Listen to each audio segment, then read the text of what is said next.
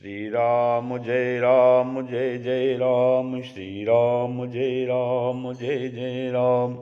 नारायण समारंभां शंकराचार्य मध्यमाम् अस्मदाचार्य पर्यन्तां वन्दे गुरु परंपराम्। श्री गुरुचरण सरोज रज निज मन मुकुर सुधार, वरनो रघुबर विमल जसु जो दायक फलचार। ओम श्री सीतारामचंद्राभ्याम नमः, उमा महेश्वराभ्याम नमः। ओम श्री एकादश की दक्षिणेश्वर धाम सरकार ते नमः। आज का भजन है सत्संग में, आज राज्याभिषेक का प्रसंग है। जा दिन ते हरि गर्भहि आए, जा दिन ते हरि गर्भहि आए, सकल लोक सुख संपत्ति छाए। वैसे जब ते राम ब्याह घर आए, नित नव मंगल मोद बंधाए। जब ते राम ब्याह घर आए, नित नव मंगल मोद बंधाए। भुवन चारि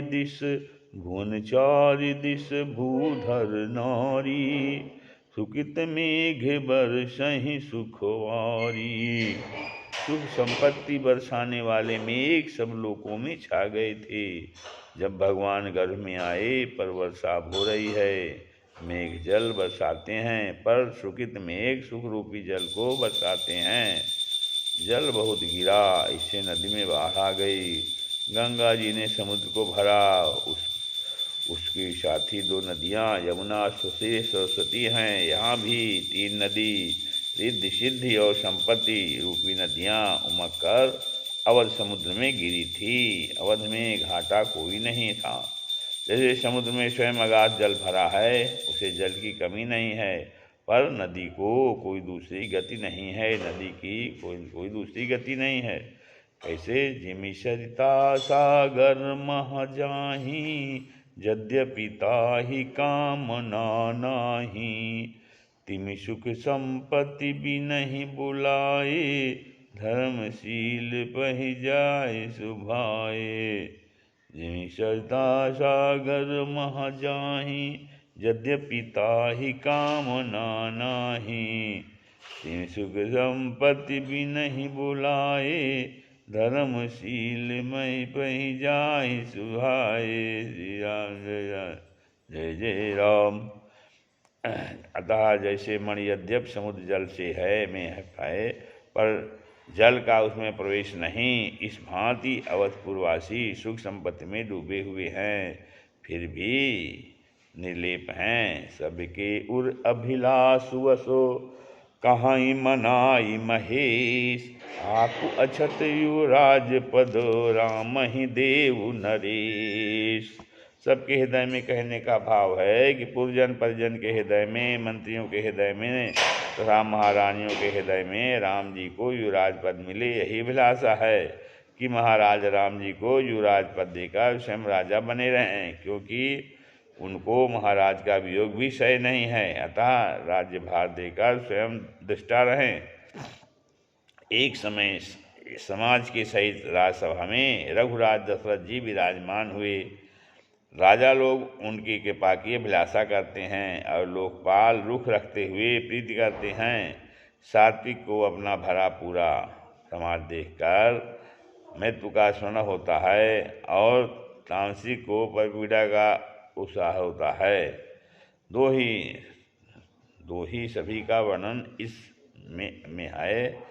अयोध्या की सभा और लंका की सभा का पूरा वर्णन है। यहाँ रावण की सभा आसुरी संपत्ति वालों की सभा है, जहाँ करजोरेशुर दिशमिता भेकुट विलोकल सकल सभीता। अयोध्या की दैवी संपत्ति वाले महाराज दशरथ की सभा है।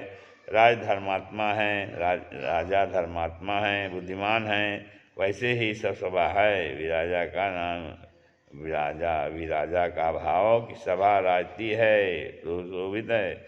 उसमें राजा दशरथ विराजमान अर्थात सुशोभित हैं। कहने लगे, निष्कंटक पूर्ण हुई वसुधा, वश में सब अपने देश हुई।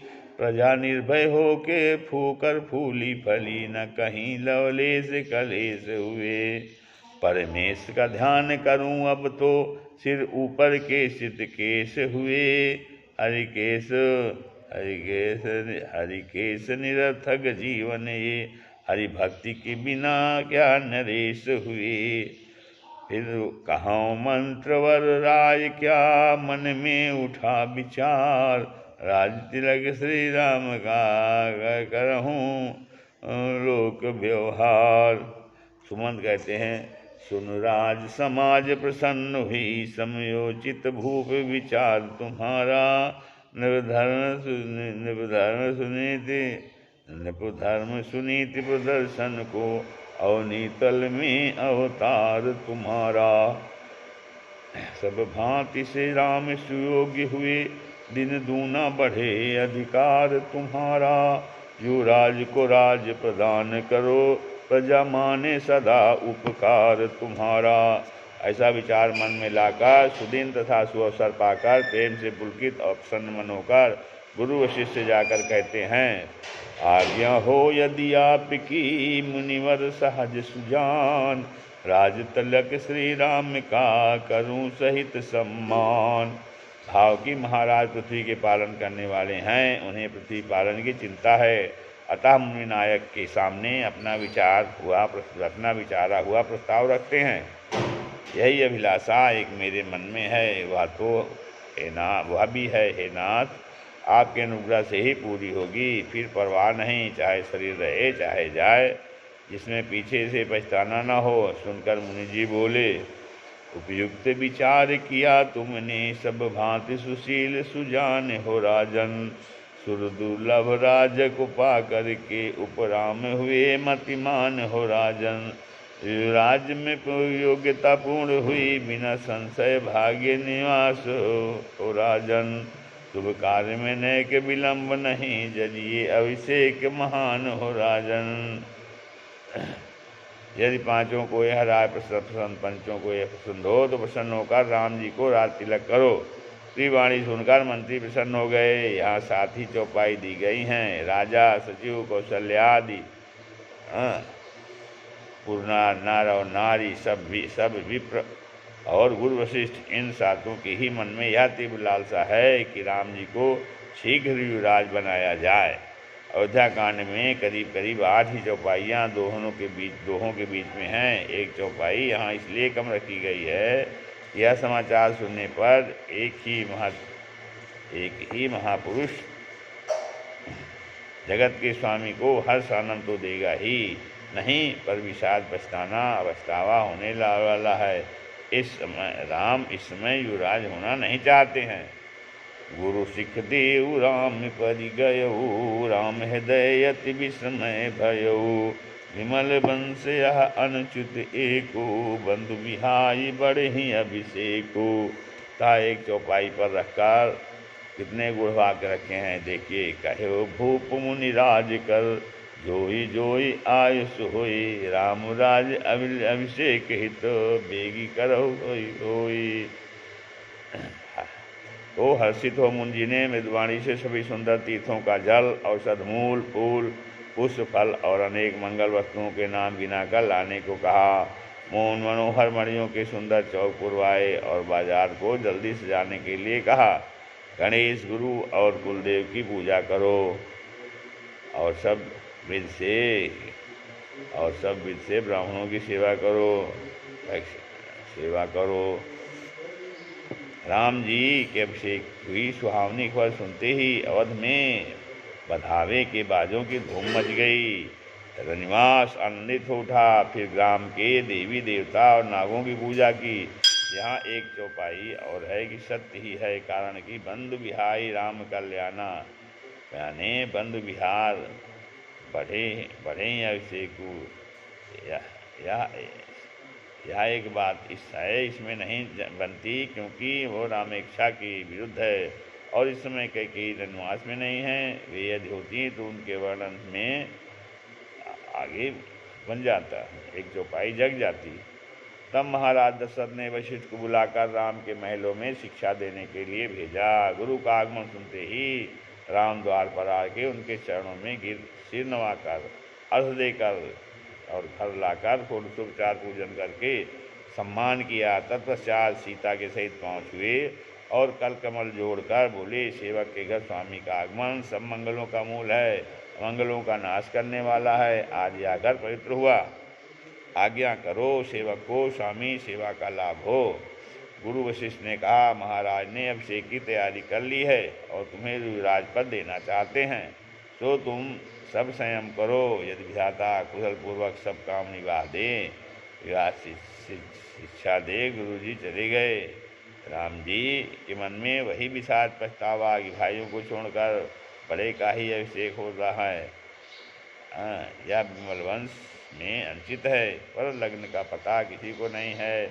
लोगों में रात तिलक के लिए बड़ा उत्साह, पर विशाली देवता विधान को विघ्न की अवस्था में लगे हैं। अपने स्वार्थ के लिए सबके आनंद के मार्ग में रोड़ा अटकाने की चिंता में हैं। इसी से कवि ने उनको कुचाली कहा है। सरस्वती को बुलाकर विनय कर रहे हैं कि माता, हमारी बड़ी विपत्ति को देखकर आप वही उपाय करो जिसमें राम जी राज्य छोड़कर वन में जाएं, जिससे सब देवताओं का कार्य सिद्ध हो। देवताओं ने बार बार सरस्वती के चरण पकड़ संकोच में डाला, तब वो देवताओं की बुद्धि भली नहीं ऐसा विचार कर चली। इनका भी दिमाग तो ऊंचा है, पर करतूत इनकी नीच है। ये दूसरे का ऐश्वर्य नहीं देख सकते। अयोध्या में आकर क्या कहते हैं, नाम मंथरा मंदमती चेरी चकई के चेरी कई कई के अजस पिटारी ताहि करी गई गिरा मत फेर। वह मंद बुद्धि से तीव्र बुद्धि हो गई, पर साधु बुद्धि के स्थान पर दुष्ट बुद्धि हो गई। उसकी बुद्धि पलटकर सरस्वती चली गई। भावयाग अयोध्या में राम विमुख विरोध रखने वाली एक मंत्रा मंदमत सुस्त टेढ़ी एवं नीच यही थी, दूसरा कोई न था। मंदमती शीघ्र फिरती है, दिव्य बुद्धि नहीं फिरती। उस पर भी ये चेरी दासी के है नीच है। इससे उसकी हिम्मत फेरी। वह भरत की माँ के पास लटकाती गई, मुँह लटकाती गई। रानी ने हंसकर पूछा, कहीं उदास हो? कुछ उत्तर नहीं देती, लंबी सांसें ले रही है और क्रियाचरित करके आंसू बहा रही है। भयभीत हो रानी ने कहा, कहती क्यों नहीं? तब उसने कहा, ओ शामिनी, आपने सुना नहीं क्या हाल? राज तिलक श्री राम का होगा प्रातः काल।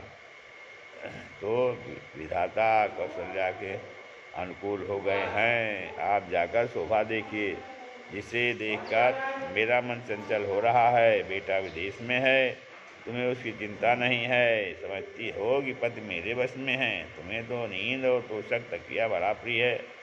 राजा की कपट चतुरता तुम्हें सूझती नहीं। प्रिय वचन सुनकर रानी कैकेयी बिगड़ उठी कि बस अब चुप रह, घर चुप छोड़ी।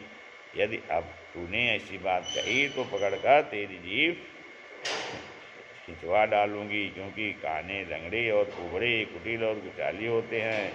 फिर इस पर स्त्री और फिर दासी। ऐसा कहकर भरत की माँ ने मुस्करा दिया। बोली, अहो भाग्य तूने दिया समाचार सुखसार, आ समीप पहनाऊंगी तुझे गले का हार। राम जी मुझे प्राणों से अधिक प्रिय हैं, उनके तिलक में तुझे क्षोभ क्यों है? तुझे भरत की शपथ कपट को छोड़कर सत्य का हर्ष के समय तू विषाद करती है, इसका कारण तू मुझे बतलाना। इस पर मंत्रा बोली, राम तुम काट दो जिभ्या हमारी, भले पद पंकज पे बलिहारी हुई। पर सीति की बात न जानती हो, समझो निब की अति प्यारी हुई। दिन एक में मंत्रणा गुप्त बनी, धुन में मैं सहमई दुख भारी हुई। भरताग्रज भेज विदेश दिए, अभिषेक की देखो तैयारी हुई। मेरा स्वभाव जलाने लायक है, मुझे तुम्हारा बुरा देखा नहीं जाता, इसी से थोड़ी बात चलाई थी। तुम कहती हो दोनों सुत मुझे समान हैं, पर फिर कहती है मंत्रा, सुत दोनों सुहावने हैं सबको, पर सौती से शांति न पाओगी तुम। यदि राम का राज्याभिषेक हुआ, निज घोर विपत्ति भिला बुलाओगे तुम। पै मच्छी का तुल्य निकाली हुई, निज जीवन व्यर्थ गंवाओगे तुम। निर्वासित पुत्र रहे अथवा जेल चक्कर दिखाओगे तुम। तो यहाँ पर जो है कई में दो कमी दिखाई देती है कि मैं कर प्रीति परीक्षा देखी, जन्म दे कर छोहू, हो राम सी पूत पतोहू। यह दोनों बातें भेद दृष्टि की हैं। प्रेम से प्रेम उत्पन्न होता है, लब विगेश लब, इन दोनों बातों से स्पष्ट होती है कि रानी कैकेयी के हृदय में संशय का बीज जमा हुआ है। क्या प्राण प्रिय की परीक्षा लेना उचित है? मैं करी प्रीति परीक्षा देखी कहा है। क्या राम जानकी अब इनके पूत पतोह नहीं हैं? इन्हीं दो बातों को कमजोरी का फायदा मंत्रा उठा रही है। गूढ़ कपट भरे मीठे वचन मंत्रा के सुनकर रानी देव माया के वश हो गई।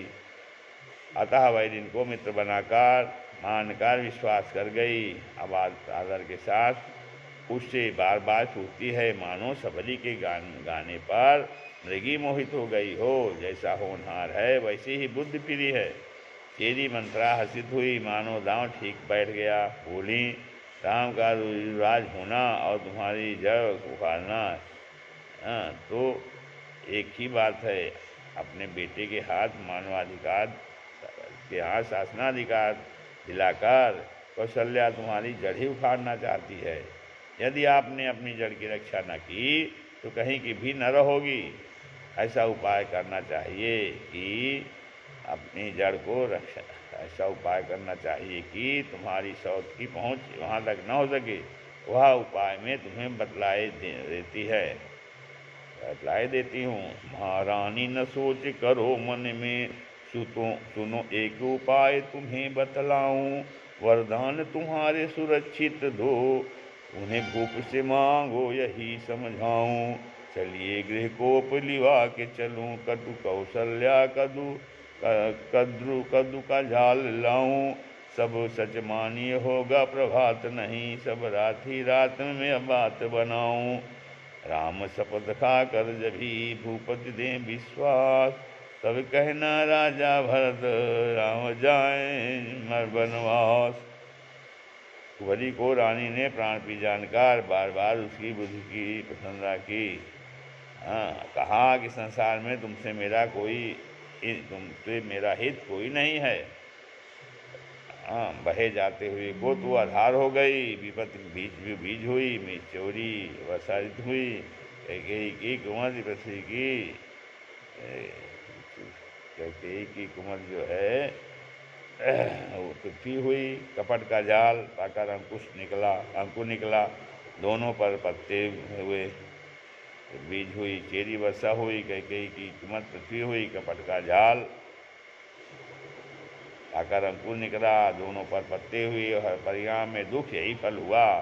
कोप का सब समाज सच कर ले गई। राजमहल और नगर में धूम मची हुई है। इस कुचाल का किसी को पता नहीं। बुरी संगत पाकर कौन नहीं बिगड़ता। नीच की राय होने से चतुराई नहीं रहती। श्री राम जय जय राम।